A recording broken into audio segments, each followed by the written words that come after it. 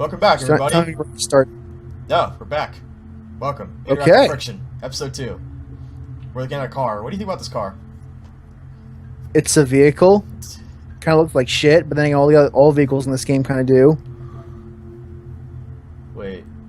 Oh, it's give me. Also, it's not a wingsuit, so I don't care. So what's kind of funny is that if you pull up some of this stuff early on, it's like somebody writing about you in like a electronic diary, and you discover later on that there's actually a guy who's just straight up watching what you're doing. What's his name? He's a CIA agent. What's his name? CIA agent. Agent CIA, thank you. He's in Far Cry 4 also. He actually references the character from 3. He was like, yeah, I had to hang out with some punk-ass kid on an island somewhere.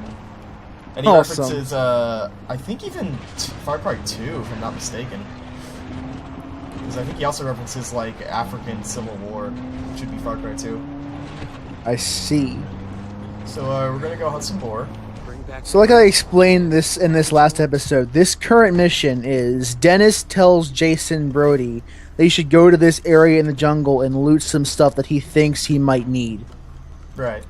And so, obviously, the game heavily gives you a list of all the things that Jason Brody thinks that he might need. You know, like Red So you have to Dead gather 1. them all. And apparently he's right on all counts, so I also love not good only on does him, he I like suppose. not only does he get the right plants, he gets the exact amount to make certain syringes. He's like, I know I need exactly 2 of these to make a syringe out of it. And then these 2 boar skins, which are not the same as pig skins. Pig skins and boar skins are 2 totally separate things, even though the animals are very, very similar. Speaking of boar, I hear him, but I don't see him. Where are you? I mean, where's the boar? this game's crafting system had to do this just because otherwise it would be too easy to get all the items. But when you think about it, leather is leather. It doesn't matter what you get, what source you get it from. This is not going well. All right, I've got you. Oh yeah, like the first time he takes out a boar skin, he's like, "Oh, gross," and I'm like, "Okay, I get that." And by like the 57th time, he's still going, "Oh, gross." It's like you've been doing this like every few minutes for days on end. Like you could be used to it by now. You're a master warrior who has all of the towels, and yet you're still grossed out by skinning something, an animal. Far Cry 4 is that exact same problem. Alright, I shot a boar like 8 times and he survived. Like I was saying, this craft system in this game, it makes sense as for a gameplay perspective why you can't just hide, because otherwise it would be way too easy to make all the upgrades. Yeah. Because obviously, but in the real world, it would just be leather. It doesn't matter where you got it from. Leather is leather. You can use to make anything you want because it's just one material. Yeah, but this isn't the real world. This is the world of the Tatao. I mean, in the video game, though, it makes sense why you wouldn't do that, because as a designer, that would make things far, far too easy. I'm trying to find the second boar. This is a great time. To pull out your DSLR camera? Yeah, let me just take a snapshot of the boar. Oh, majestic. There it is. Fuck you. Also, you think a lot of bullet holes would ruin the hide, but no, only if you blow it up. Blow it up ruins it. Shoot it 8,000 times, it's fine. Actually, I think Assassin's Creed 3 did that well. Like, if you used a bow or a hidden blade, your kill would be clean and you get more material from it. But if you used a gunshot, you'd actually ruin the hide in Assassin's Creed 3. Yeah. One of the good things they did, actually. In Far Cry 4, they do a Although I guess in this game, since all your weapons aside from the bow are guns, it wouldn't really make sense for them to ruin the hide, because that basically takes out all of your arsenal when hunting. Yeah, well in 4, what they do, because you have the bow and throwing knives and an auto crossbow, they do have a thing where if you kill it with a bow, then you get a clean kill, which gives you double. Yeah. Which makes more sense because you have all those options, but in this game you have literally just a bow and tons of guns. Yeah. $20 for ammo. I can't get out of here. Am I looking at the wrong door? Oh, right. That is very cheap ammunition. Yeah. I've bought ammunition before, it's not cheap. Alright, telephone lines? Oh yeah, I forgot. It's actually like civilization here.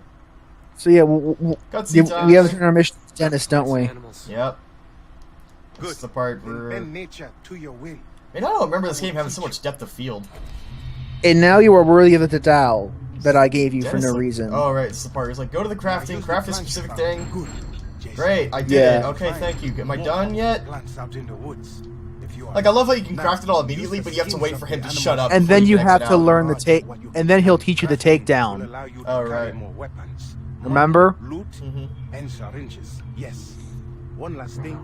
The tattoo on your arm. Oh, right. It is a I remember sign this that because I you are tried to special. select anything else, and he was like, no, Jason. Because the thing of this game is that every skill is linked to a specific part of your tattoo.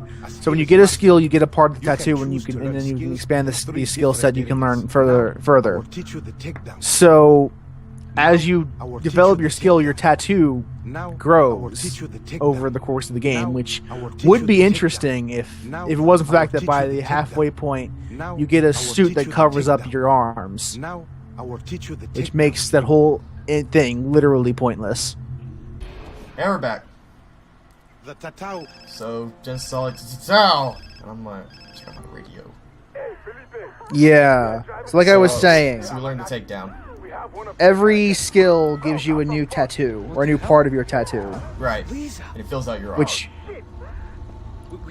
which ends up becoming a pointless mechanic because halfway through the game you get a merc suit that covers up that tattoo completely.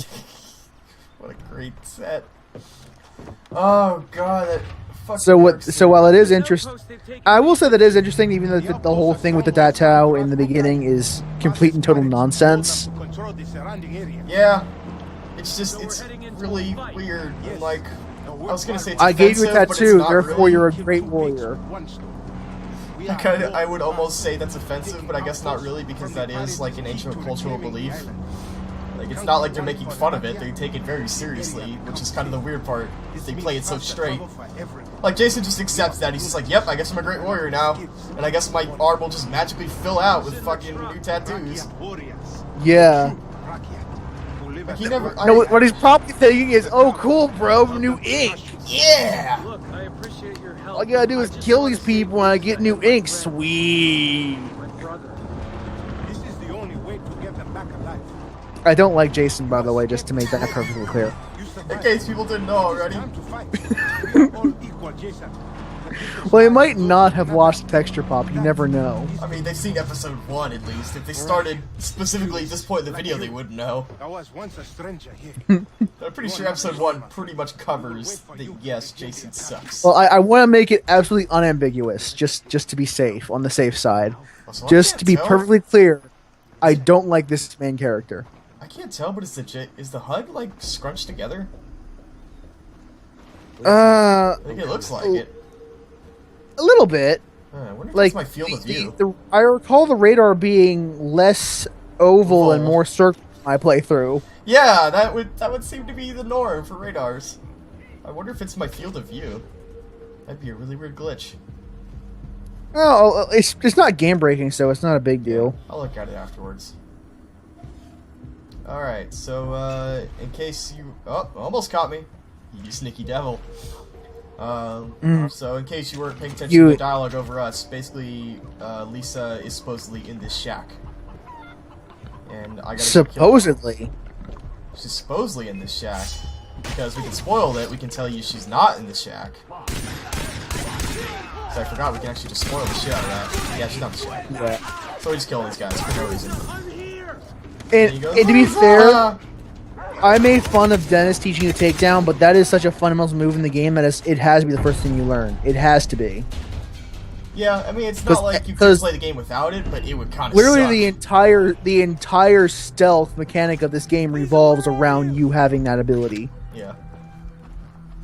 I mean, there are people who've done like all stealth playthroughs of this game. Everything's gonna Yeah. be okay, Lisa. But it's literally impossible to stealth things without the takedown because it's such a fundamental move in the stealth player's arsenal. Because you're not gonna, you can't just not kill people in this game. You're going to murder tons of dudes. It's just a matter of how you murder them. Whether you murder them guns blazing, you murder them silently. But you're going to murder. She escaped.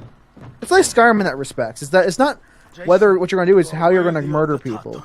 Worthy to walk the path of the Oh warrior. god, these guys. So did they all have the tattoo, or do they have tattoos? found one of your friends at the colonists. Like, they never explain this. Dr. Enhart. Does everybody have the That's tattoo? actually a really good question. Is this like I a chosen one thing? The doctor will be waiting for you. To the west. Is this like one person every century gets but a tattoo? we will keep continuing our search for the That's an honestly totally ambiguous question. That's I have no idea. Jason, Yo, bro, where'd you get Frank that is very ink? impressed with you. I would love for him just to go to America and explain this is a tattoo. It makes me a great warrior. Yep. And then an American would naturally go, "What the fuck are you talking about?" Oh, like it's funny. It opened up the map for me, and I was like, "Where's my next mission?" It's like, no, it's just making me look at all the towers and stuff I can check out. All right, what can I sell? I can sell random shit. Get the memory card for money. I think it's funny. Because obviously, like the first gun you get for free, the STG themes to be better than the AK, which is the first thing you pick up. yeah, it is because the power weapons that you get are all the worst of their given category. Yeah, Just objectively, they have the worst stats and they have no attachments, that's right. so you can't improve their pure shit stats. All right, so So you're when you get a gun for free, in the towers, it's always going to be better than at least the shit that the pirates are using. All right, so at some point we're gonna have to figure out whether we want to do any side stuff on video, but my thought would be we do all the story stuff there. Why can't I move forward? Oh right, this isn't far. Yeah, I would say we'll any do some stuff we B-roll do is side strictly stuff. off camera. Yeah. I would make that strictly off camera because that Well, I wouldn't mind recording it, but it's it'll not just going to be like, the funnest thing to watch. I'll It's not just- going to be fun to watch. Yeah, I might just record some B-roll of the side stuff to just splice in at the end or something. But Or like as a montage. being that this is mostly talking about the narrative and such, it's just not worth doing it unless we want to talk about the mechanics of it, but they're not really that mechanically And deep. we can cover all the mechanics when we're talking about the story because we're not going to talk about the story every single story mission. Right. Also, I feel like this field There's going to be a view lot of is- downtime. I'm starting to think this is a vertical field of view, not horizontal, because this is really, really intense field of view. Can I say that I didn't like driving in first person. I found that to be kind of obnoxious. I find a lot of people hate it, but I love it. Like, I really like that attention. I to like the immersion. idea of not pulling the camera out of the character's perspective. But it's actually, for me, it's really tough to do it to the point where I actually almost preferred sprinting. Unless there was like super long distances. Like if it was under like 500 meters or so, I would just sprint instead of taking the car. So what's Because the, at that threshold, you might as well just drive. so the thing is though, like I asked this to someone as you because I like everything in first person. What makes driving worse in first person than just running? Is it just the speed of it? It's the speed and also the fact that the car's front view partially obscures your line of sight. To the point where it's hard to actually see what's in front of you. Yeah, I never personally had a problem with that, but I understand it. At least in my experience, I found it hard to sometimes to keep track of what was in front of me. Hey guys, hey, bye. Real quick, just because it's nearby, I'm gonna unlock this radio tower because that would be helpful. And Yeah. radio towers are quick. Like the side mission stuff, that takes a while. Radio Even towers the are longest really raid towers only take like 5 minutes at the most. Oh, gotta shoot some guys. So that's one thing that Far Cry has done well since 2, was with their open world, they just have enemies just running around and, you know, they'll do patrols, and if they get near you, they'll want to shoot you. Although in 2, they were aggressive. Like, they would stop at nothing to kill you once they found you, so it's kind of ridiculous. I never actually used any of the white leaves I found in recipes, now I think about it. I don't think I got any of the ones that required special leaves. I was like, what does the white leaf do? It helps you with, quote, special syringes. Oh, like, not the hunting stuff, but like damage syringes and fire immolation and stuff. Yeah. I don't know exactly, because I never actually used them when crafting. At least not that I can recall. I use the hunting one fairly often. I never used Yeah. like a damage reduction. I meant or, I meant the specifically, immune to specifically fire. that leaf. I use the hunting ones all the time, especially during the hunting missions. Yeah. I abuse the hell out of the other leaves. Alright, so I'm almost at the top of the tower now. They're really short. And you know, to a certain degree they're fun. Like, they're on a very basic level fun, but the only problem is that after a while, it's like, it's not even that they become boring or anything. It's just like it's the same thing every time. Like there's no Yeah. added challenge to it. It's like it is pretty much exactly like the Assassin's Creed viewpoints. Once you've done one of them, you've done all of them. Yeah. But it's such a weird thing because it never seems to get any more or less fun. It's just like after the first time, it's like, yeah, it's whatever. Like I don't mind doing this, but I wouldn't like play a whole game like this. Like I think this is the game that kind of cemented like either this or Watch Dogs. That kind of cemented the fact that Ubisoft makes the same game all the time. I would argue Watch Just Dogs with because flavors. this one, like, you know, they added the weapon stuff, and you know, I felt like it made enough sense. In Watch Dogs, it was like, why the hell do you have to climb these towers when you have a phone that just shows you everything in the city? I know. You know, Watch Dogs, they're very because you gotta hack done. the servers, obviously. Yeah, and then Watch Dogs, they're very poorly done because there's no real platforming. It's just a camera puzzle where you just hack camera to hack camera to hack camera. Yeah. And those puzzles were really annoying. I don't know about you. Oh, some new guys showed up. Hey guys. Yeah, I found the puzzle in Watch Dogs to be very irritating personally. I don't know about it's you. over there. Okay. You can make you have the recipe to make a simple arrow quiver. Oh, cool. So, you know, one thing I should say that I love about the world of Far Cry 3 versus most open worlds is that there's a lot of water. And I think that's something that gets vitally underused in most, because most open worlds, it's like huge landmass, either a river or an ocean surrounding it, but very few are just like, here's just straight up water everywhere. Like, swimming is a big deal, jet skis and hoverboats, and... Oh, and hunting sharks. Oh, fucking sharks, man. Are there sharks down here? There's a fish. They're actually easy to hunt once you learn the trick to them. What's that, the C4 one? No, just shooting them. Yeah. I just threw C4 into the ocean. Yeah, I think there's a like, point. There's a specific point where you could just jump onto like a rock in the water and just shoot the shit out of all the sharks near you and get like 4 sharks killed with 1 clip of ammo. But yeah, like I was saying, I think Far Cry 3 actually has a really cool world. Like, I like it a lot. And when we get to the doctor's place, it might be close to time to call it. Yeah, that'd be a good time. Does Far Cry 3 have unlimited sprint? Yes. Because you know, it's just in Blood Dragon, you sprint so much faster that it's just so good. You know what's funny? In Far Cry 4, you don't. You have to unlock that, and it's like one of the last. You have to unlock ones. sprint. You have to unlock unlimited sprint, which is really weird because I thought we got past. Like you think in open world games, we finally hit a threshold where it's like you sprint forever. Like that's just a thing. Battlefield 3 was the first one I remember where it's like multiplayer shooters and just giant worlds, just sprint forever. Like we're not discussing this. This is mandatory. Yeah. Because otherwise, it's bad. Like, it works in single-player shooters where it's like, oh, you sprint from cover to cover, and they don't want you just running around like an idiot.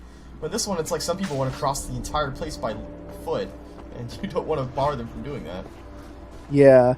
And I do like Blood Dragon a lot more than I do Far Cry 3, personally. Because I found that was so much more fun for me to play through. I liked it a lot.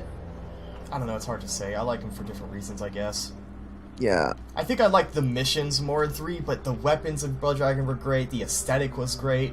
I thought the world was a little too dark, like just literally like hard to see shit a lot of the time. But it was, that's true. It was fun. And that's kind of like the whole thing is that the day and night cycle is an interesting thing in a lot of open world games, but it's actually getting to the point where I don't want to do anything in an open world game that's not during the middle of the day because at night it becomes really hard to see.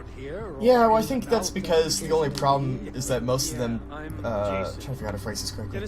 So most open world games don't consider that idea and think, alright, we should give you flashlight attachments and flares and just really cool dark stuff. Like, a bit of a tangent, but this multiplayer shooter I really called Insurgency, way back when, DICE from Battlefield said they'll never put in night maps because they just didn't design the game that way. And the guys who made Insurgency said, you know what, fuck that. So they made a whole bunch of night maps with a free update that lets you have flashlights, flares, and all kinds of stuff. And it's like, if you have built around the idea of playing at night. If you have like some illumination, like in Skyrim you have Night Eye, for example, it's fine. But in a lot of the games, they don't give you any of those options at all, so you're literally just like stuck waiting for daytime to show up before you do a side quest, because otherwise you won't be able to see anything. Yeah, I think we'll call it after we meet Daisy and get this sorted out. Yeah. But yeah, it's it's a weird thing. Like, I feel like Far Cry would have been interesting if there was a mod playing at night that's like, here's flashlight attached to your gun, you can throw flares instead of grenades to light up an area. Like, that would be super cool. Yeah. Like, I wish there was more night stuff in games. But the problem is that most people equivalent night stuff with put it at night, and they don't think, well, a lot of what makes night stuff cool is lighting up the night. Yeah, You know? is you're able to use. That's why a lot of games do like lighting stuff, and and a lot of graphics experts do lighting tests in the middle of nighttime scenes because it's easier to do. Yeah. It's easier to make things look good at night than it is during the day. Yeah, Insurgency has good night stuff if you ever want to see how good a shooter can play that. Arma 3 has some good night stuff. Far Cry 4 looks okay at night. 3 is a little bit harsh because there's not that many artificial lights around. So when it Yeah. gets dark, it gets pretty dark. Yeah, and you really can't see anything. And if I at remember all. correctly, it doesn't change your enemy's field of vision either, so it's like... It does not. It's basically you're putting yourself at So a you were disadvantage. basically just at a disadvantage, purely and simple, when you're at night. Trying to think, do we want to say anything about Earnhardt? Einhart? I He does a lot don't of really drugs. have any thoughts on him, honestly. He's just kind of a character that's there. Yeah, he just does a lot of drugs. His only real reason for existing is to explain how your party, your friends, don't get detected when you catch them, when you save them. Like, he exists purely just be like, hey, I'll help out your friends. Why? I don't fucking know. Whatever. Because one of your friends reminds you of my daughter that died, but he doesn't actually outright say that. Oh, right, he does point that out at some point. But, like, they never Well, really his seem... profile does, and the blonde-haired woman, I forgot her name. Yeah, doesn't she say that to you offhand? Or Yeah. she's like, he keeps saying it reminds me of my daughter? Yeah. Alright. Or he keeps calling her by his daughter's name. Yeah. It's actually more subtle writing than you would expect from the rest of this game. Yeah. Alright, so I think we're gonna hang on our way out of this episode. You ready? I'm ready. We're leaving the mission zone. Which means this mission's gonna fail! Oh, great. Alright, so I guess we'll see you guys in the next episode of Interactive Friction. Absolutely.